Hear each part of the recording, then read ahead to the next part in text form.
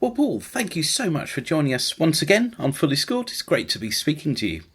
Are you keeping well? Yeah, very well, thank you, Matthew. How are you? Oh, absolutely average, thank you, It's as always. good to be with you again. Excellent stuff. So we're going to be speaking about one of your more major compositions today, Quest. So before we start the inquest into the piece, can you tell us a little bit about how you came to write this piece? What was the inspiration behind sitting down and putting the pen to paper? So this piece was written for the Territorial Youth Band that I've been on the staff for a number of years now.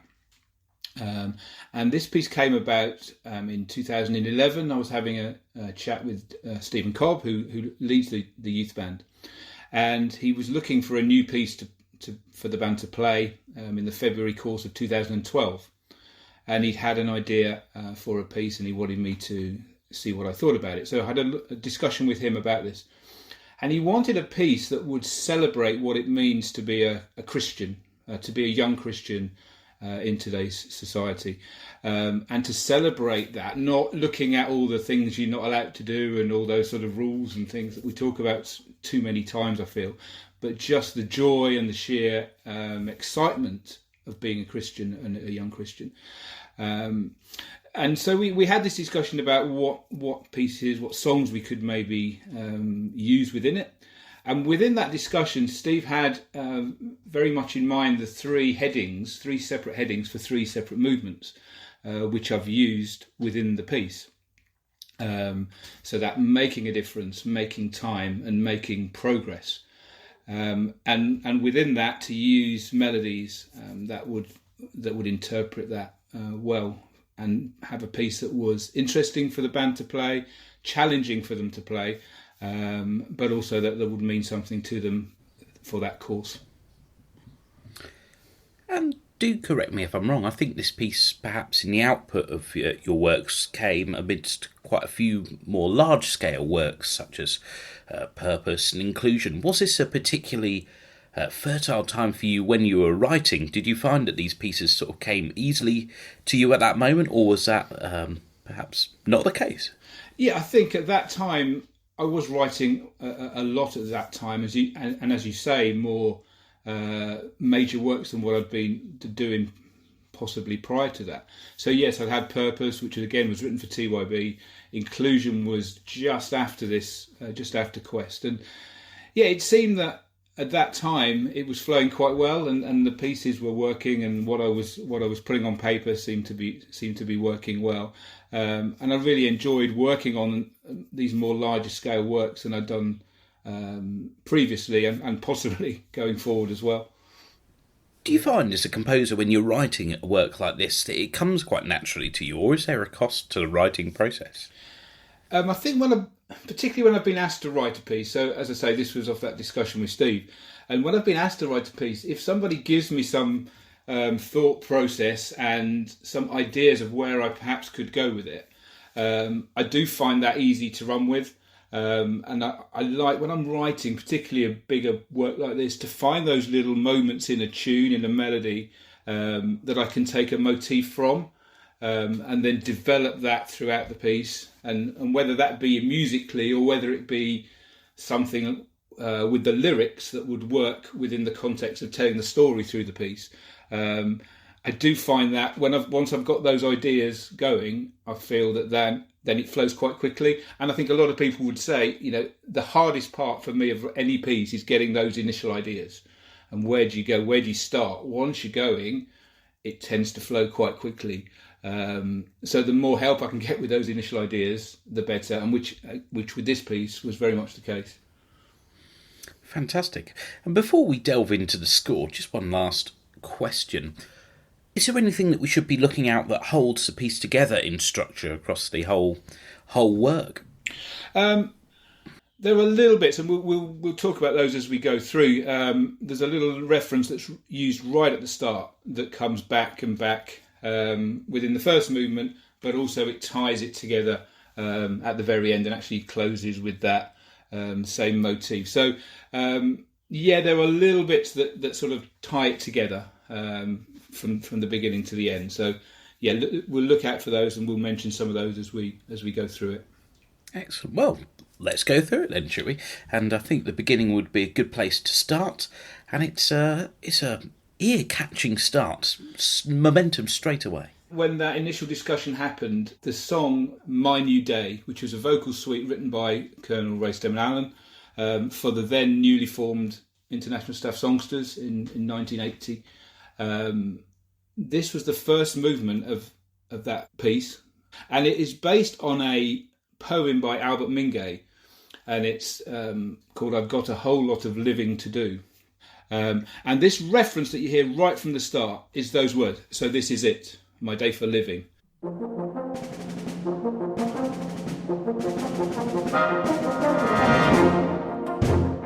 And that repeats over and over again.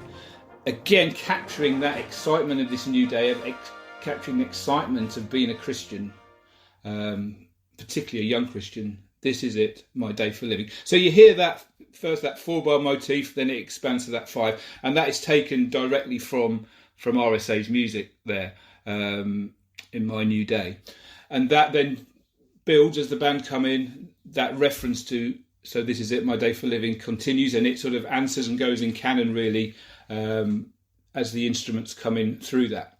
So those first 8 bars there are very much based on that motif. Now, as I just said earlier, that little motif comes throughout, definitely through this movement, but actually comes along later on and sort of ties that up. When we get into bar 9, another reference that comes throughout the piece happens, and that is the phrase, "Hurrah, hurrah, hurrah."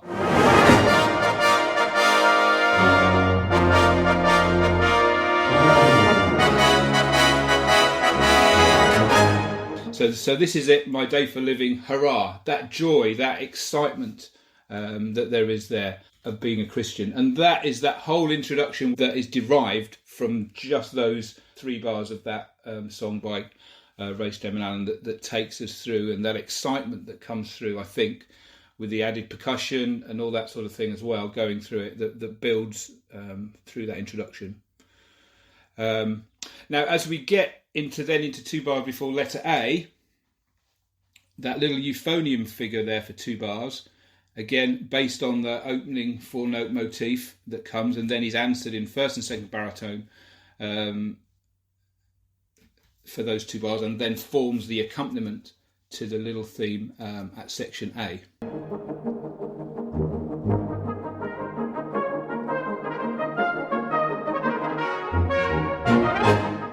Now again, the theme at section A starts off with the same 4 notes and then develops through. And I wanted just a theme that would, convey that happiness and that joy that there is in being a Christian. And I think that does that through those 8 bars. It's very light in style, using some sort of syncopated accents in that. But again, it's all really just derived from those 4 notes. So this is it. Now, at section B, we have our first reference to the tune Southport. Now, obviously here, the words we're looking at are "to serve the present age, my calling to fulfil." Now, this is very much a nod to Les Condon's music, The Present Age, which itself is a timeless piece. And actually, we sort of talk about it, to serve the present age. That piece, written in the 1960s, still speaks very much now.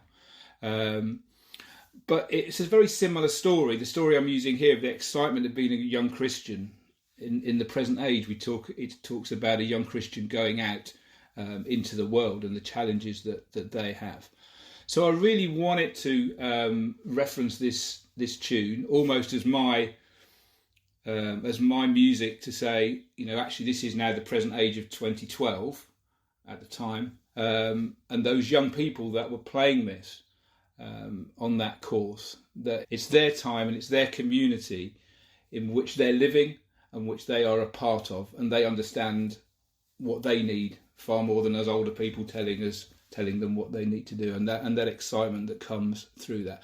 So over the back, again, the Glock has the references, so this is it in the background, but this "to serve the present age, my calling to fulfill" comes through. And all those little references in the soprano, in the solo cornet, and in the solo horn there, again, all just derived from "So this is it."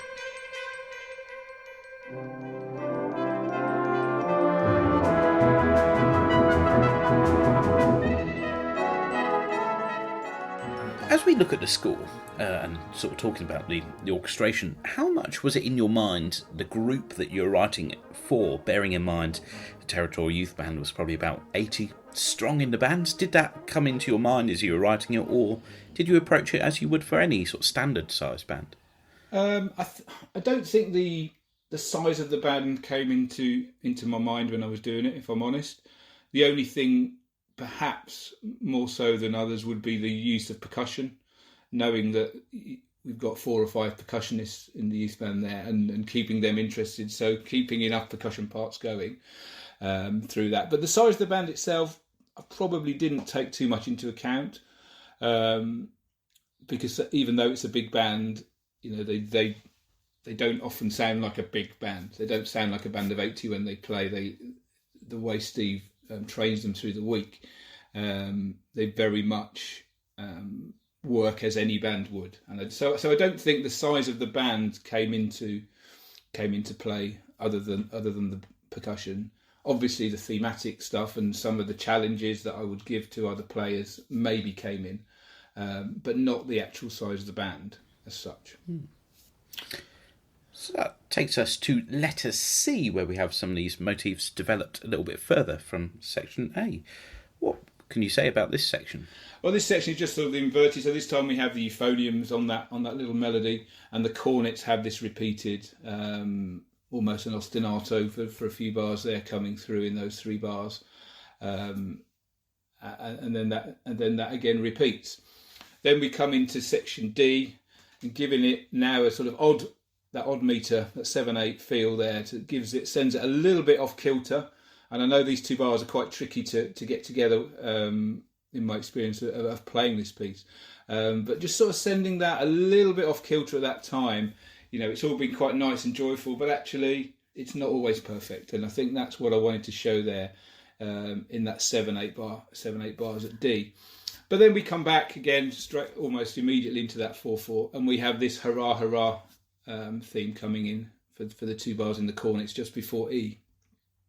Now at E, this little melody here that comes at E, and it comes a little bit later as well. Now this is taken again straight from that My New Day, from that So This Is It, My Day for Living of RSA, which he uses just the first 2 bars of this phrase within that piece. But I've sort of taken it and then I've developed it on a little bit so as to make it more of a melody, and it now has that more relaxed feel to the tune. The melody itself is more relaxed. It's marked legato, but we've still got that sort of insistent rhythm in the basses there, just keeping that underlying rhythm going. But it has a much more, almost a 2 in a bar feel at this point, I feel, and it takes a little bit of that that overexcited that you feel in the first few sections, but it just brings it back in a more calming way without affecting anything in the tempo or anything like that. But it just feels more relaxed through that whole section, and so that's just the reason for that being there. And I think that is quite a nice little foil to what we've had before and what is to come in that section, which then repeats at section F in a bigger way with some scalic figures there within the use and the baritones, which takes us all the way through into section G.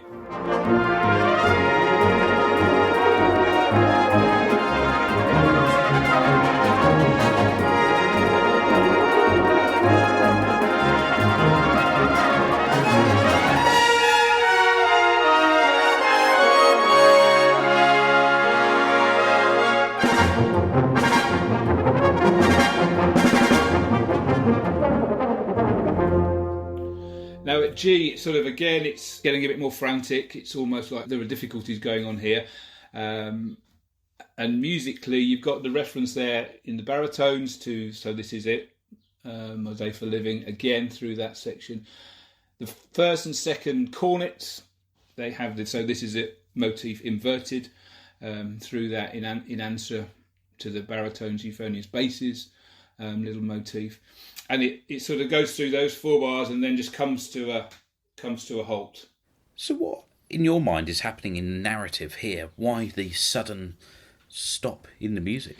I think there again, it's that troubles do come. As much as we want to say this is exciting, I think what I'm wanting to say here is actually, even though we have a faith, even though we believe, even though we believe what we believe in God, and that in God He strengthens us and can get us through the hard times, it doesn't mean that there aren't any hard times. And I think this is it here. This is struggling through this time, as many young and older Christians do. But I think that's what this is what this is saying. It's almost that arguing. There's things going on. The inverted motif, the shouting. We're still trying to say this is it, my day for living. But actually, there's so much going on. How do we reconcile that with what we believe? And sometimes it overwhelms us, and then sort of settles down to that unison G, and then with there, and then this little phrase again that we've heard in 4/4 in the sort of the relaxed section I talked about at section E before, now comes into a sort of gentle 3/4 setting of that, and that calm, that peace that we have because we know that God is there with us, and now where it was more relaxed, I see this very much before H as much more peaceful, that peace of God coming through that, and that's what we have in the 8 bars before section H. So the peace of God coming through all that turmoil that's happened in the 4 bars before. Actually, God's got this. With God, we've got this. So that's what that little section there is about. And then at section H, we have the tune Southport in full. Again, to serve the present age is the reference of the words there. But putting it into that 3/4 time signature there.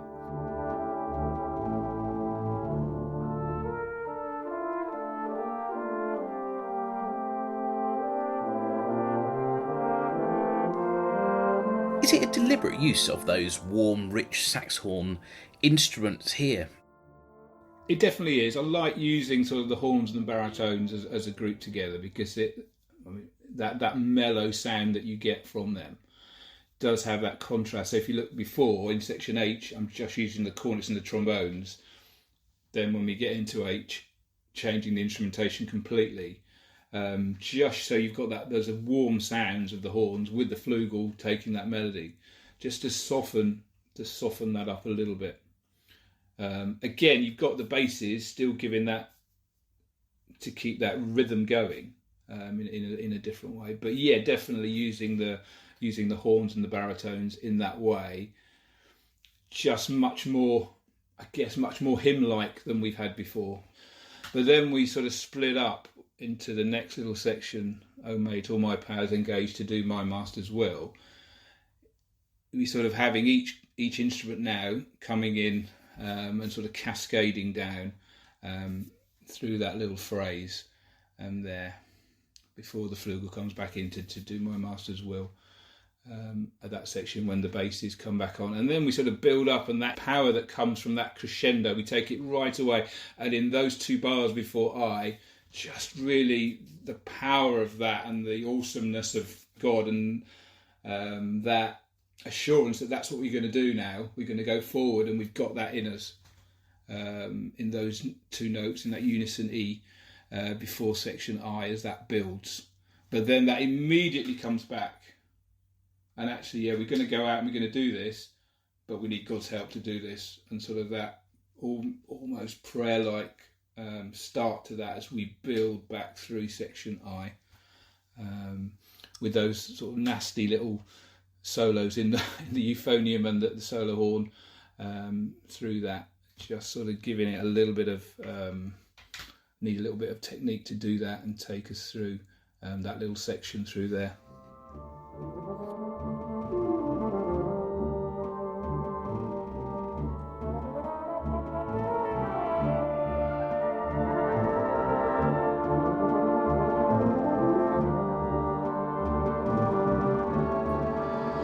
So then we come back to J, and after all that, we come back to the hurrah, hurrah section. So that's repeated and building through that.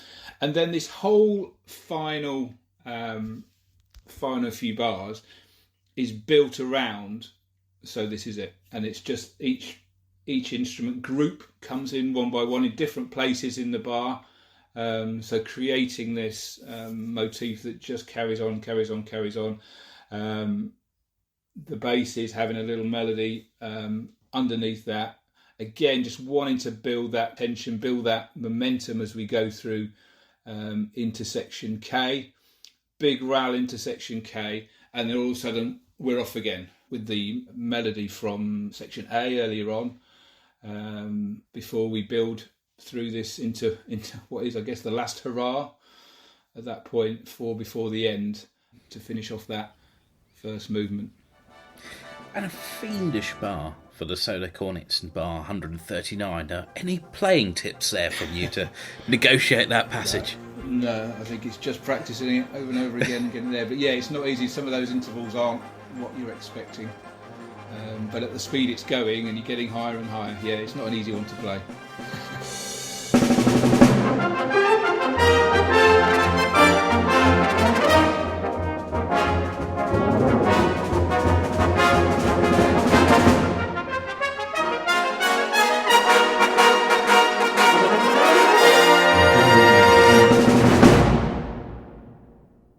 So it leaves us on a bit of a musical cliffhanger there, with a sudden ending. And actually, we're going to do the same in the podcast, and we're going to leave it there, and we'll pick up the last two movements in our next episode. Well, Paul, thank you so much for joining us once again. In last month's episode, we looked at the first movement of your work quest, a magnificent work, and I think that we're now going to start off with some of the most beautiful music that you've written, in my opinion. Do tell me if you think otherwise. But in the second movement of the piece, called Making Time, so we'll jump straight into the score. What should we be looking out for in this music, and what is the narrative that you're portraying here? It's very kind of you, by the way, to say the kind words about this music. I think there's a lot in this I really like, that I think works well. But the idea of this movement and this title of Making Time, as we said in the first minute, it's about the excitement of being a Christian, but actually we need to make time as Christians to grow, and we need to make time for God, time in prayer, time in Bible study, and also for time with other like-minded people. And I think for this piece in particular, written for TYB, those time that we spend together in that week is a really important time, and I think I wanted to capture some of that side of it within this music.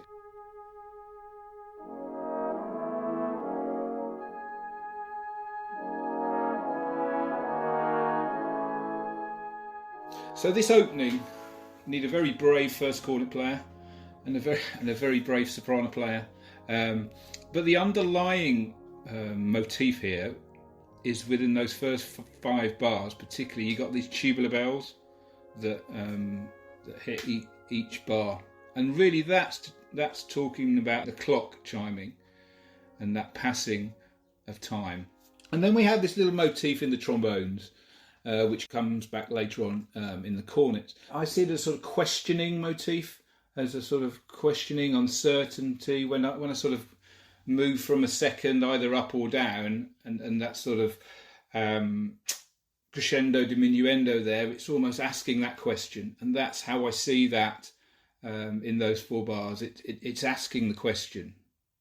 It's then a little bit of silence, asking the question again, and as that builds through there, creating that the sense of maybe a little bit of uncertainty, but young people ask questions, and they should ask questions, and they ask questions about their faith, and this is what this particularly this first bit of this movement talk about.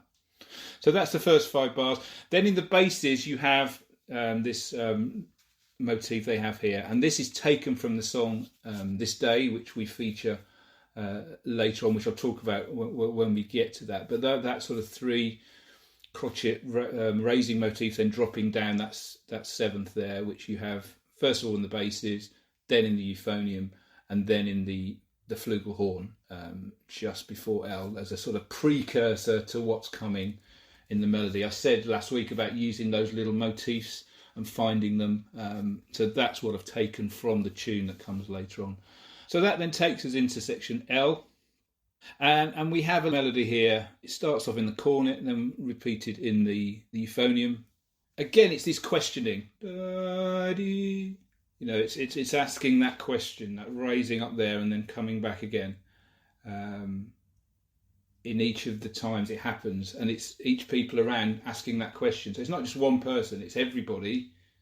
Is asking those sort of similar questions in that section, and it builds up and then comes back. We have the crescendo up, and then it comes right back to the piano where we have the opening segment again. Okay, this time with the euphonium. You've got the tubular bells back. You had 5 the first time. This time you've got 6 to say it's now 6 o'clock if you're right, rather than 5 o'clock. So we're moving on in time. The cornets now have this questioning motif.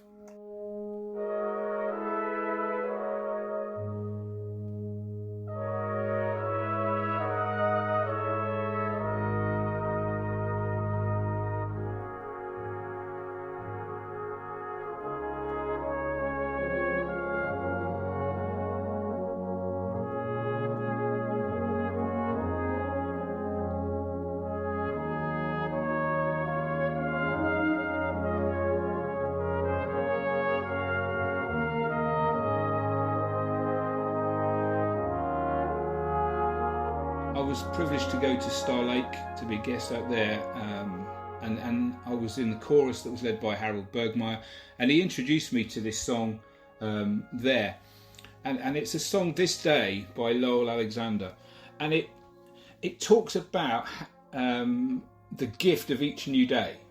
Now, actually, that's what we talked about in the first movement, and we talked about this new day, and this is my day for living. That's what I'm going to do with my day. But in this song, it talks about that gift of the new day and how we shouldn't waste that, and how we shouldn't waste any time. We should take every opportunity we can.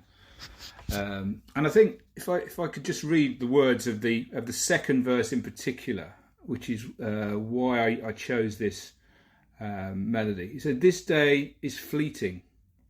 When it slips away, not all our money can buy back this day. So let us pray that we might be a friend before this day is done."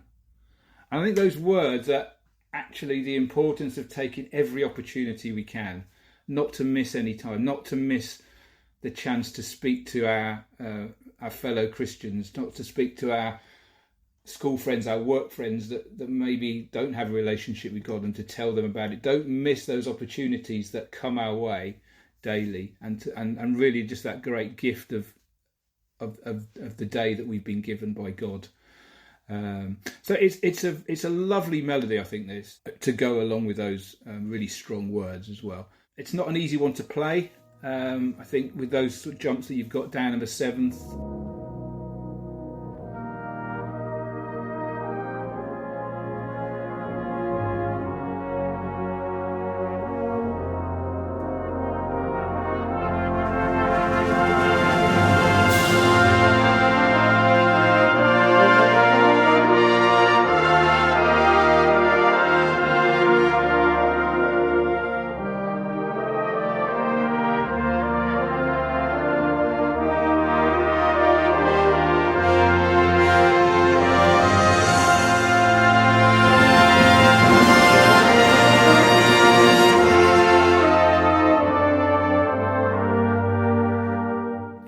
And really, this section O, this chorus, says all we need to say.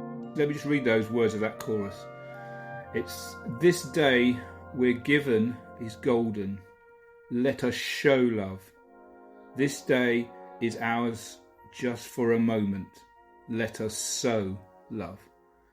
So we're showing love to everybody, but we're also sowing love, as in SOW, sowing. Like we sow the seeds, and we put that out there.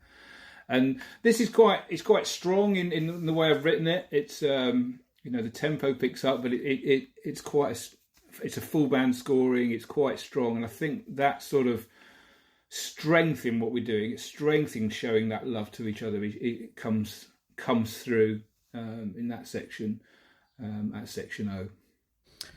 I'm glad you clarified the spelling of sewing then, so I was about to get my crochet kit out, so that saved any awkward embarrassment.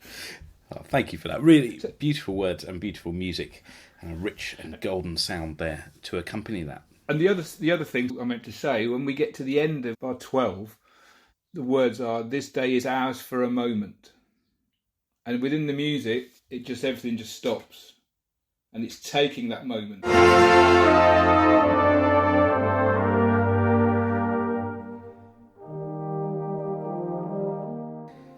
Do you think, as a Salvationist composer, that sort of word painting is important in writing? I find it important. I think most of the things I write have that reference to the words, and trying to show that through the music. So yeah, that word painting I like to do, because I think it helps you with your musical ideas, but I think it also helps people when they're listening. When we have words on screen, that is helpful. But I think to have something in the music that indicates where we need to be going and how we need to be thinking is important. And I try to do that with a lot of what I do for that reason.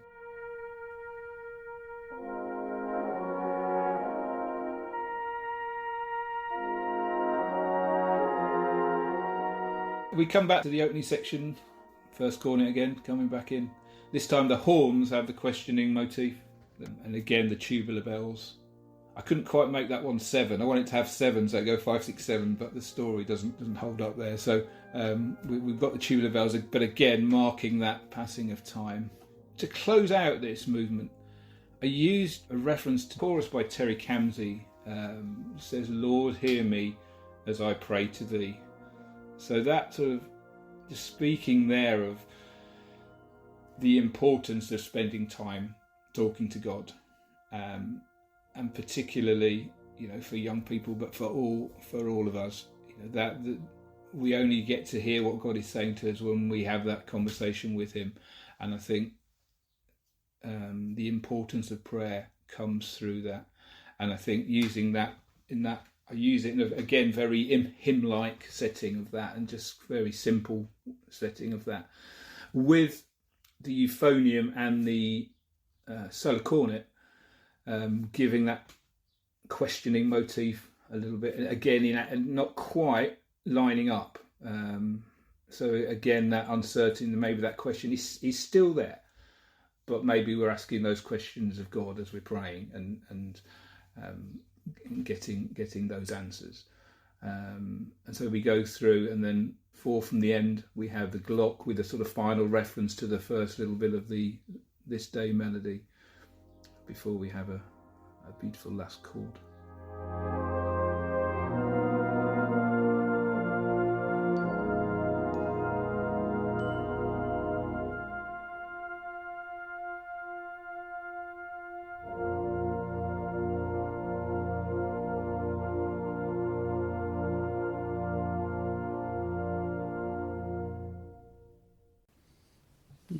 Absolutely. We take a moment there before we launch into the third movement, titled Making Progress.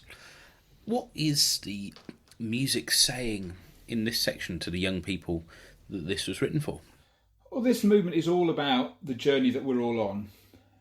We've talked about the excitement of being a Christian. We've talked about the importance of spending time with God and with other Christians. This is about the ongoing journey that we all have as Christians, particularly as those young people, and as they go away from almost the safety of those weeks of a TYB or a summer school, and they go out back into their daily lives.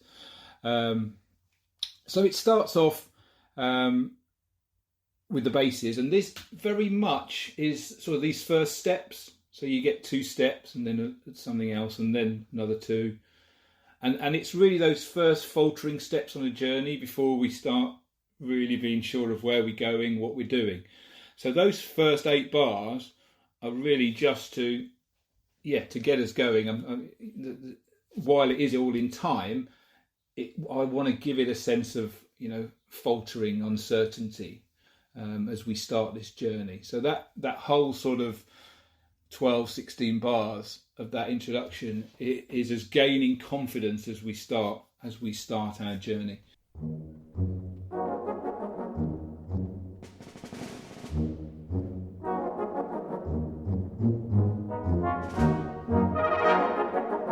I just wanted something that would sound like, right, we're starting on this journey now. And so this theme has the confidence, I think, to say, we're going on this journey now. Are you coming with us?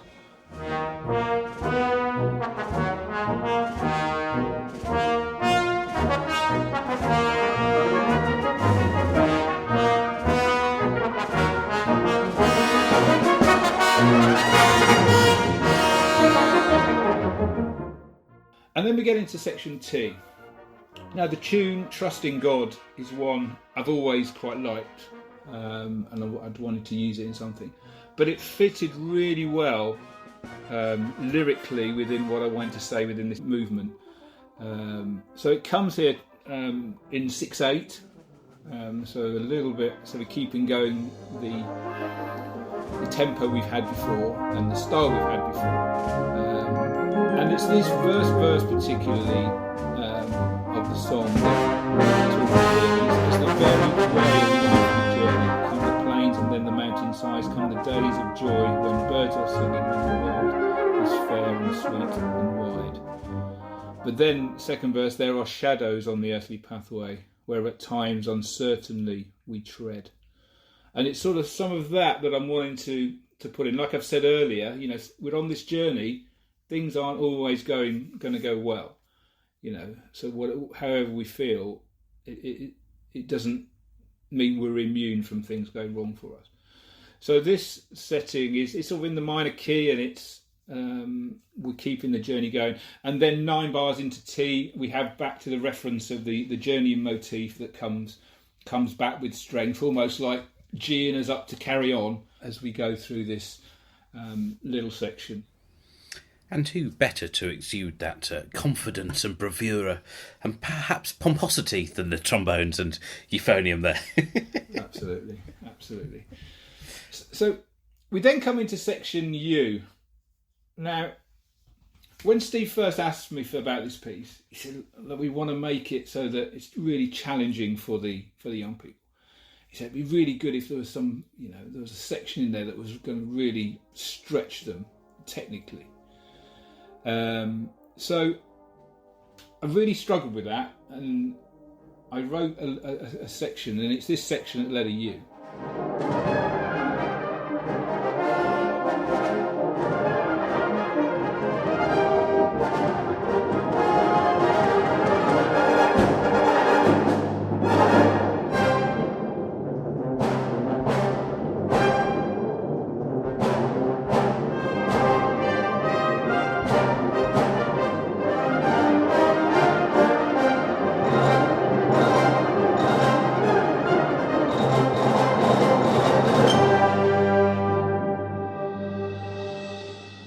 I was happy with it when we played it at TYB. We then tried it with the ISB not long after that, and it didn't seem to work for me at all.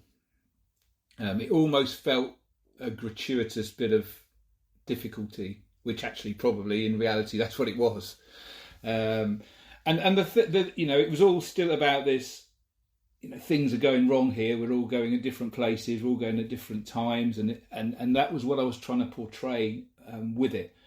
But it just didn't sit right for me, and I had a real issue because when I've written a piece and it's played, it's almost right. That's now put on the side. That's put that on the shelf. It's done now, and I found it really difficult. So even though we played it with the ISB and it didn't really work as well as I wanted it to, I knew it had to change. I just didn't know how to do that. So eventually I came back to it, and when we get to section V, we now have this sort of fugato, I guess it's a little fugue section at section V.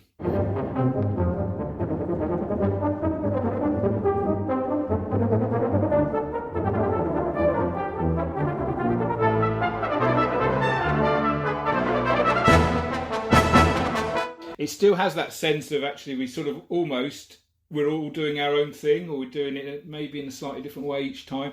And so it still has that feeling of the storyline going through, but it has much more of flow with the piece. So we'll go on to X, because that marks the spot. It does. And this is more sort of what comes more naturally to me, rather than writing that little fugue. But we have this big tune here, a big setting now of Trusting God. And again, very straightforward really in the writing of the tune, and the harmonies underneath it very, very hymn-like.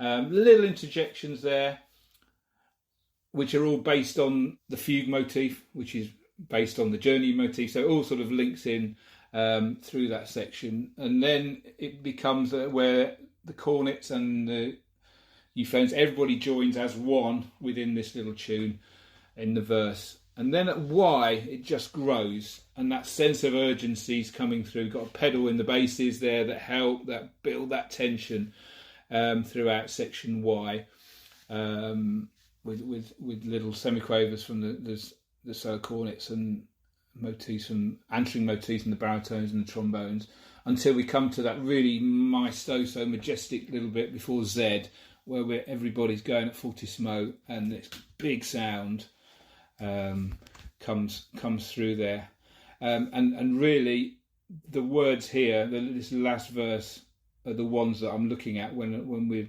playing that. And it's: in the days of peace and golden sunshine, in the days of joy or days of woe, there is confidence in him who holds us, there is light to guide us here below, and beyond await the heights of rapture, where all earthly joys transcended fade, in the glory of the Saviour's presence, in the home eternal he has made.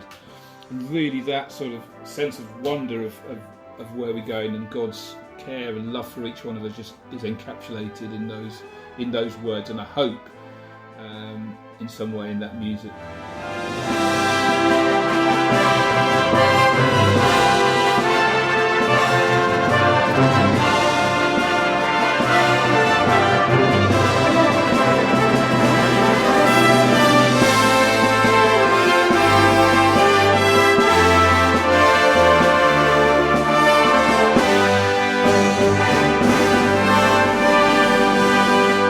So we actually don't finish that off. We don't get the last note of the tune, actually. And we go back then to the ideas from the first movement. So having had this majestic tune, we come back now to hurrah, hurrah, in the cornets and the trombones, but much quicker, driving it through. And as it's building, getting higher in pitch.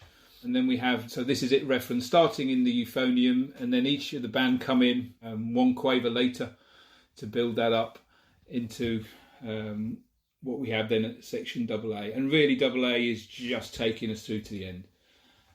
We've had all that going on, we've had the big tune, we've had the excitement that comes back, and then we just build through on this long note with the solo cornets, but everybody else building, the chords getting a little bit crunchy through there, and then a final last note that brings it all to a conclusion.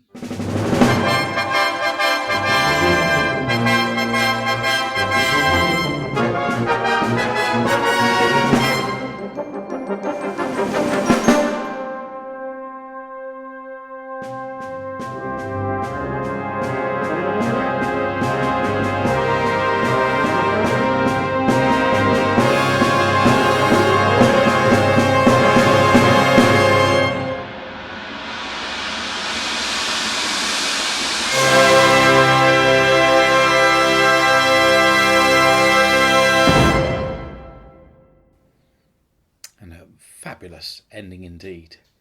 Thank you for sharing an insight into the story of the music, and thank you for writing it. I know it's a piece for me on that Territorial Youth Band course that has had an impact, and many others of my peers there. I'm sure it has when it was played then and as it's been played subsequently.